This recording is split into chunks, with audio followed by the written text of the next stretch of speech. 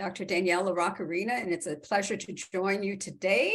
And we have a hot topic for you today, which is sourcing, that is identifying and then recruiting best practices for divisions and for other academic positions. I want to introduce the panel. You'll see a number of people on the panel, but specifically we will have Mr. Mark Lozano, who will be commenting. And then I've asked our fearless leader, Bruder Stapleton, to also comment on some areas. And again, this is meant to be a conversation and free flowing.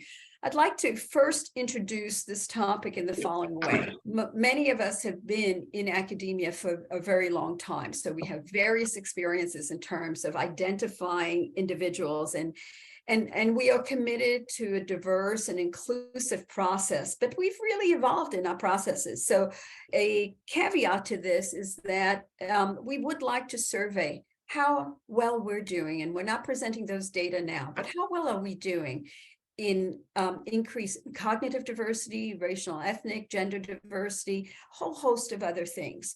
And so I'm going to be posing some questions to our panelists, but would also ask that you specifically integrate your comments in how, as we evolve in getting quality in our searches, how you've integrated through social media or other mechanisms the focus on inclusion. So since social media is really hot, I'm going to begin with Mr. Mark Lozano and ask, what are the ways that, let's say we are doing a recruitment for division chiefs, what are the ways that we can intentionally broadcast and in a equitable way that is consistent with law, right?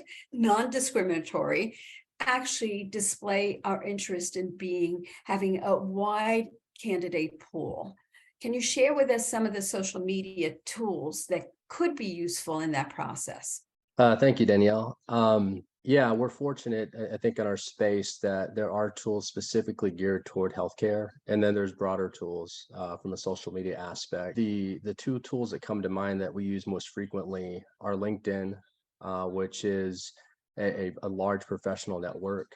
It allows you to access candidates based on experience. The quality of the lists you're able to cultivate from that is really dependent on the quality of the information. Everybody lists a different, I guess, degree of specificity as far as what their background is. Some are more general, more broad, but it does allow us to access candidates. So when those general searches, once we have a charge from the chair or the executive group or team that we're working with, we're able to develop lists and really just develop candidate pools that are extremely diverse, whether it be gender, ethnicity, and then be able to broadcast messaging around the specific chief roles or leadership roles that we're representing to that group, make them aware of what we're working on, pursue a follow-up conversation if there's interest. The other platform that we use fairly consistently is Doximity, which is geared specifically toward healthcare.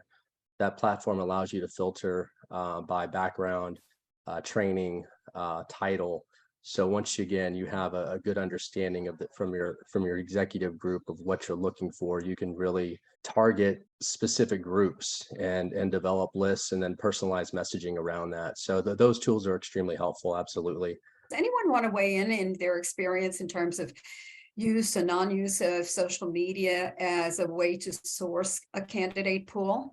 We really, in my time as chair, didn't utilize social media so much. And I might say we advertised and tried to advertise where we knew a diverse group and would have visibility of the position.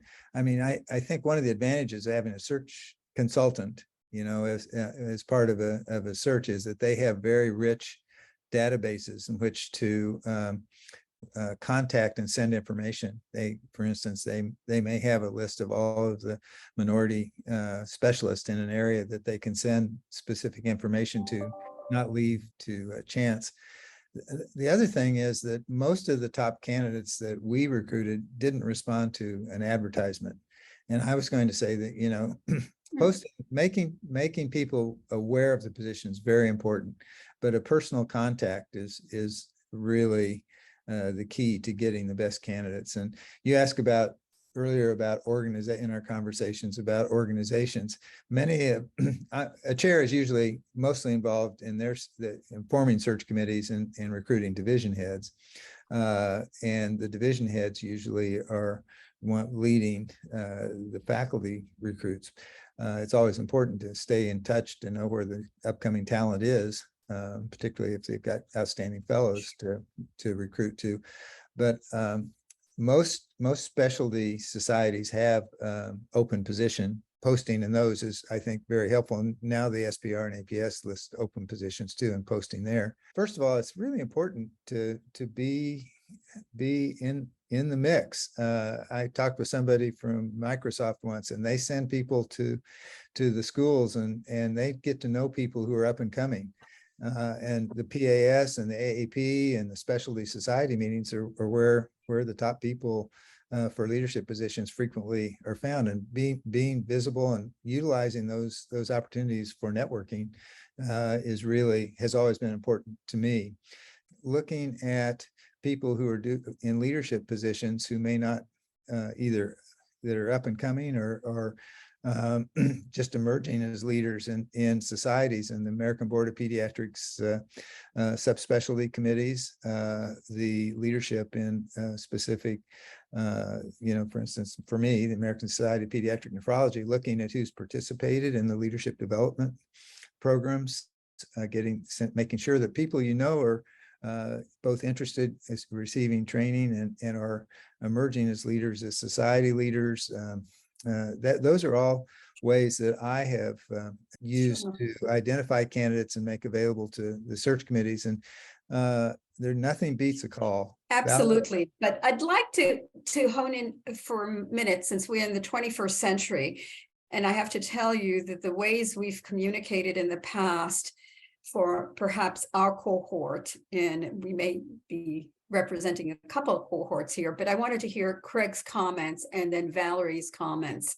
And we've gone from being formal to informal on a first name basis, just for our folks to know that we know each other very well. And otherwise, if we were in formal situations, we would certainly say Dr. Hellemeyer and Dr. Opipari, but we have gotten informal, so forgive us. But Craig, would you like to comment with respect to social media?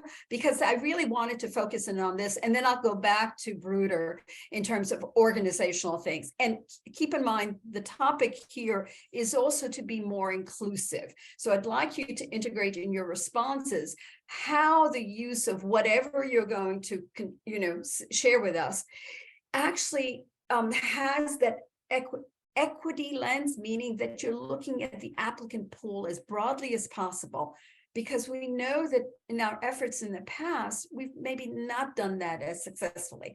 So Craig, go ahead, please, your comments. Yeah, I think, first of all, I want to say, I think that Bruder had a lot of really good points, and most of them, I think I don't really need to repeat. I do think that personal contacts are one of the ways that you have to pursue, and telephone calls mean a lot, and going to society meetings mean a lot. It's also possible that electronic media can make sure that you have the opportunity to really get a large inclusive audience for your message.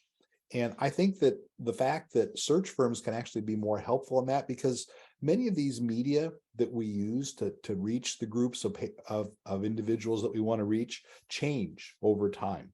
And I think that oftentimes search firms, or sometimes actually occasionally, we would even use strategic services within the institution or the university in which we're working, can be a way to make sure that we're reaching those people appropriately, because no individual who doesn't spend their whole life dealing with it all the time is going to really know what audiences are really getting the message from what particular messages that are sent out. So. Valerie.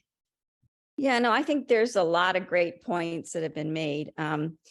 But with regards to equity and inclusion, I think one of the things that's most important is from the get-go, the materials that are going to be posted on whatever social media or LinkedIn application distributed to faculty to post at meetings or to hand out at meetings, they have to all be vetted and carefully written ahead of time and include the appropriate information, not just about the position, but the commitment to finding a broad, inclusive pool. And the materials and the phone calls, if they're not the same, if you're, people are going ad hoc and making phone calls to individuals and providing information that's outside of the agreed upon information for the position, that can actually seriously undermine the belief by some individuals that the process has not been equitable.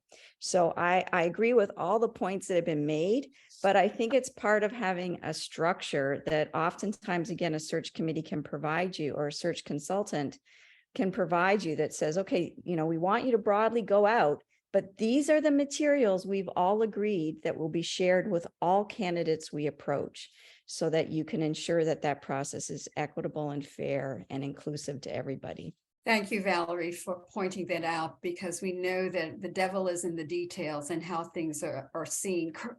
Bob, Sawin, would you like to comment?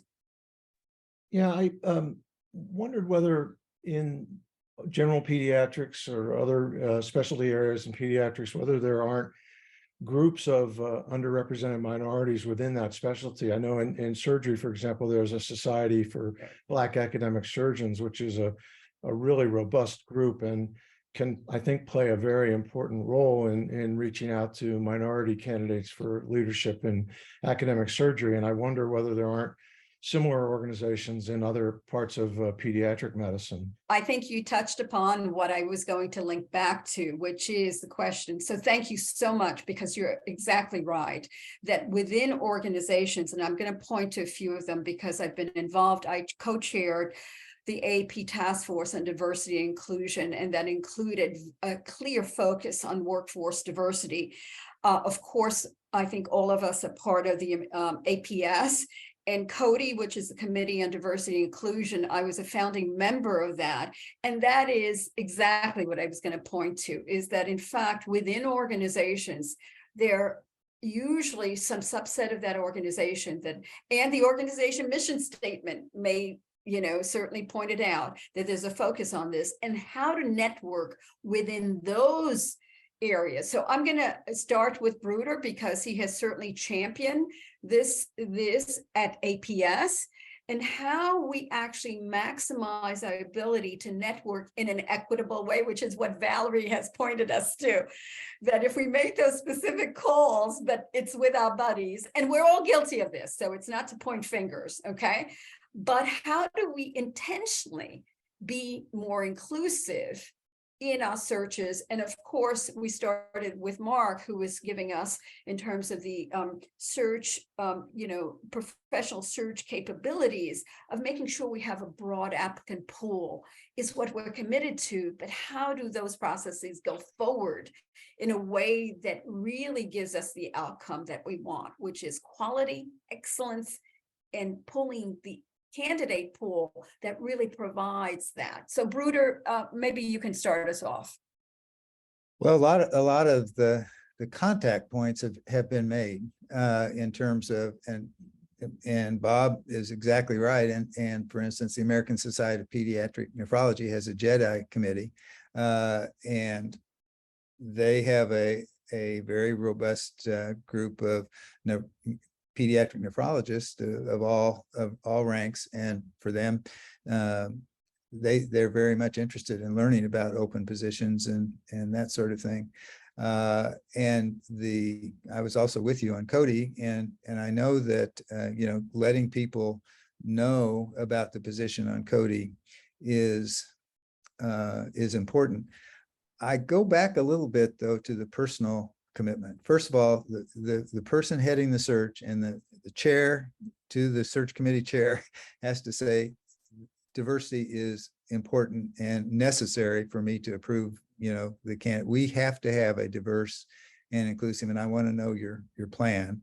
Secondly, letting people on a committee or the committee chair of JEDI know about a position by sending an email is good, and asking them to circulate it. But I go back to the personal giving them a call and saying, this is a position that, what the position's about, and who do you know that would be ready or be interested that we could contact. It's always easy to say you're doing your job by sending people information, but without making the phone calls, without personally looking into it, you really haven't done.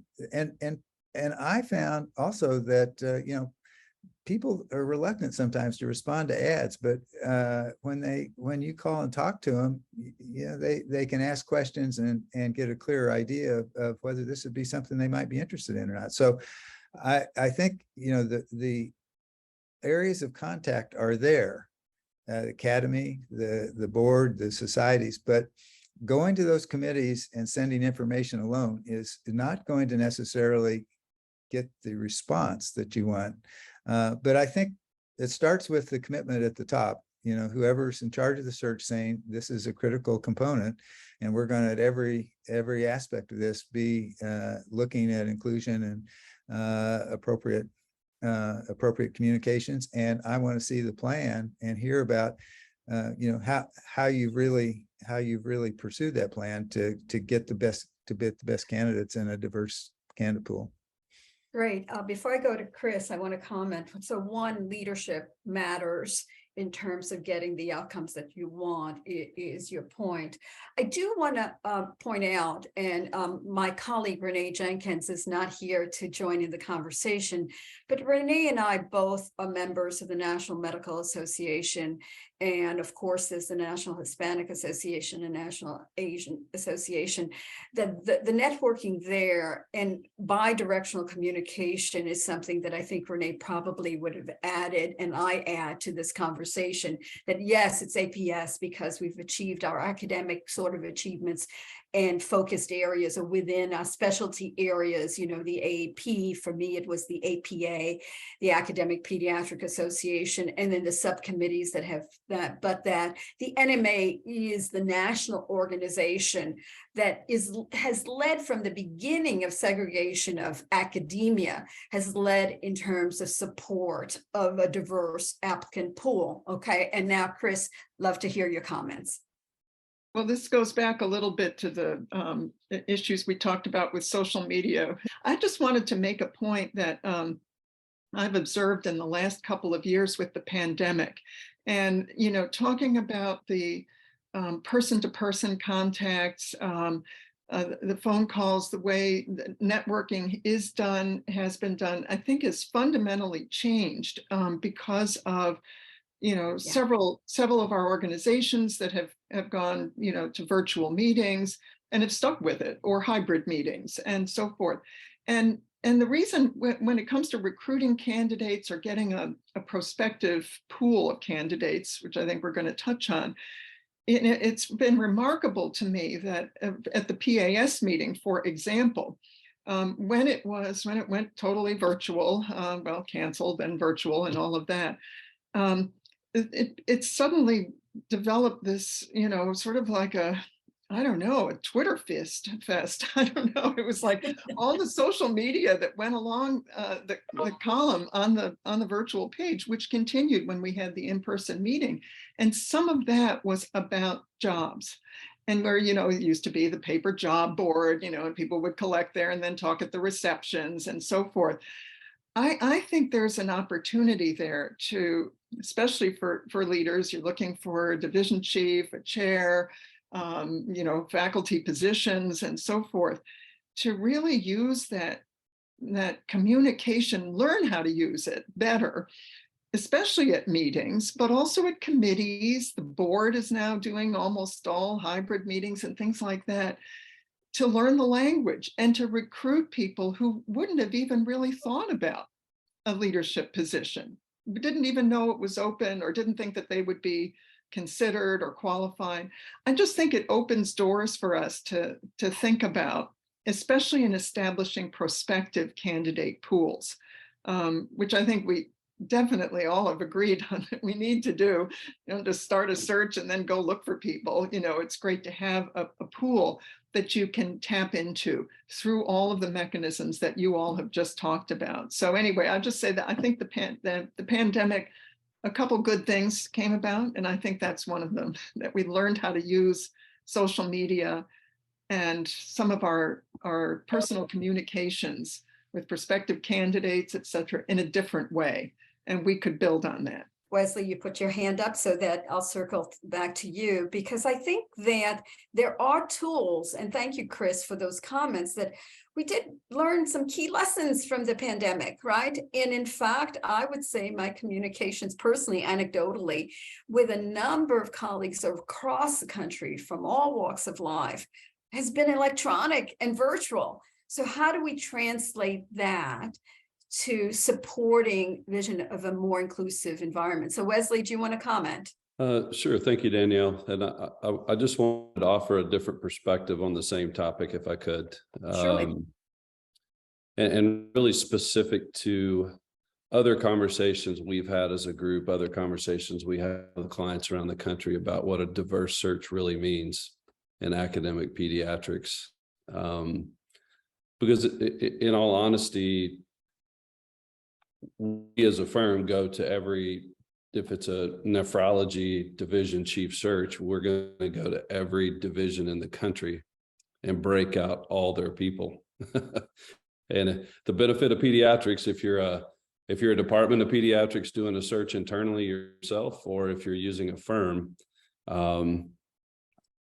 there's not that many subspecialists in pediatrics. It's not like you're doing a data science search and there's 100,000 people that are potential candidates for the job. So, you know, if you do that, you very easily can get to who the pool is, right? I mean, when I started in this business, social media was a telephone, right? So you had to navigate through the nurses and the office staff to try to get somebody to call you back to talk about an opportunity. And so when I hear the comments about how we've evolved to Twitter and Snapchat, and I agree with that. I think they all have become ways of connecting with a candidate to talk about an opportunity.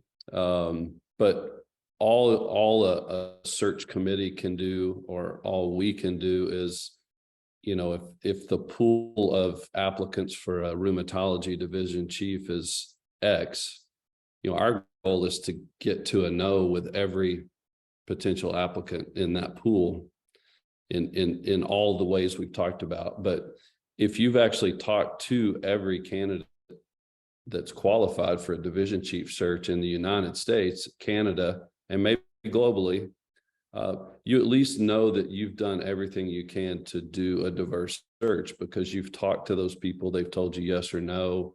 I think oftentimes in academic medicine, we rest on just running ads and responding that, or we rest on just the 5 people the search committee might know, you know, the 5 people that might be recommended by the faculty, but we really aren't making the extra step through all the means that we're talking about here to contact every diverse person, you know, in a specialty and get to a no. Because from our earlier conversations, you probably will also run into potential diverse leaders who aren't ready yet, right? But a conversation with them about, here are some things you might think about to get ready, and that may then enhance the pool by 1 in a year, you know. And so I think those are just some thoughts from the side of how committees and how departments could really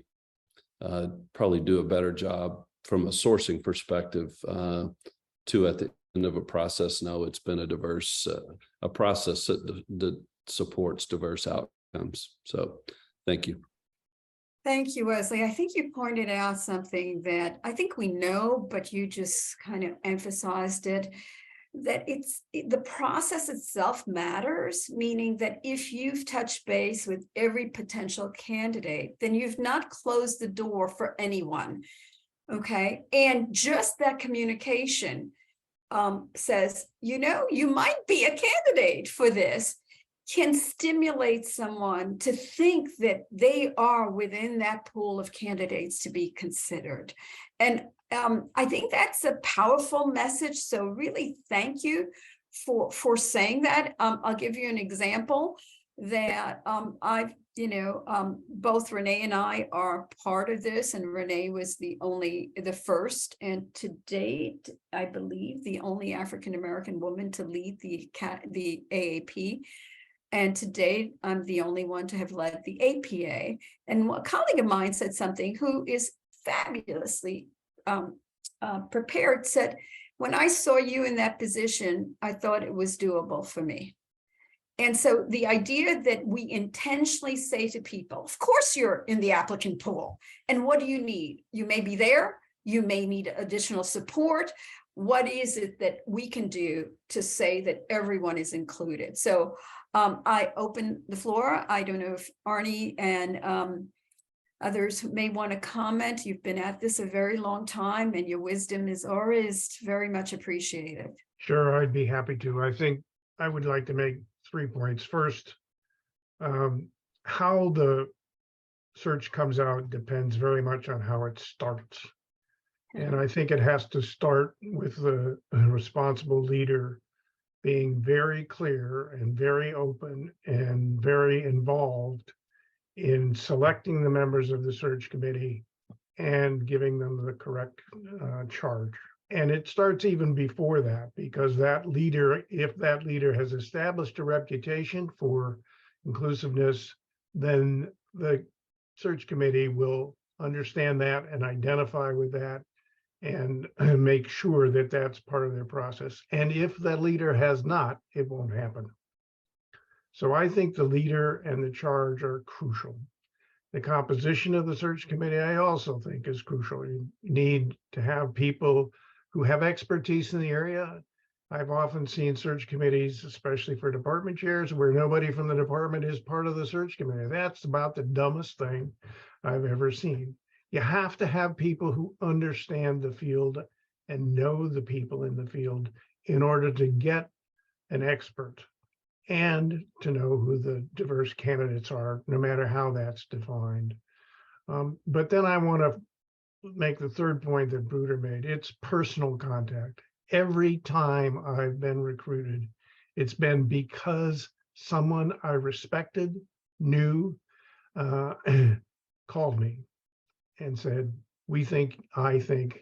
I, your friend, think you would be a very good, and that gets you, as you just said, Danielle, gets you thinking and said, well, maybe I wasn't thinking of leaving my current job, but, I know Jeff, and Jeff thinks this is the right job for me. So the personal contact, I think, is crucial.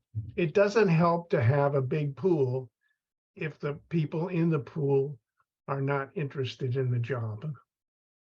You have to have people who enter the pool because they're knowledgeable, interested, and have been contacted. And to be successful, that personal contact up front in the beginning is crucial to make it happen. Thank you for those concluding remarks. Then I'll say that what I've heard from our discussion is, first of all, this is an evolution in the 21st century, how we can continuously get better at this.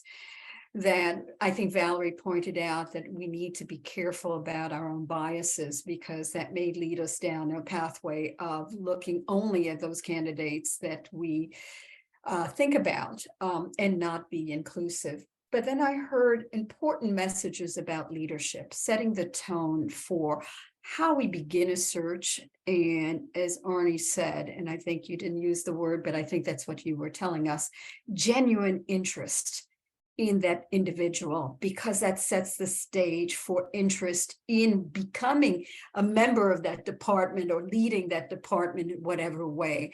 And that genuine interest translates to intentionality, that we have strategic planning, and we intend to do this in a quality way that really supports our ultimate aim of having the best department, the best division chief, and really feeling supportive of those people's career trajectory. So thank you all.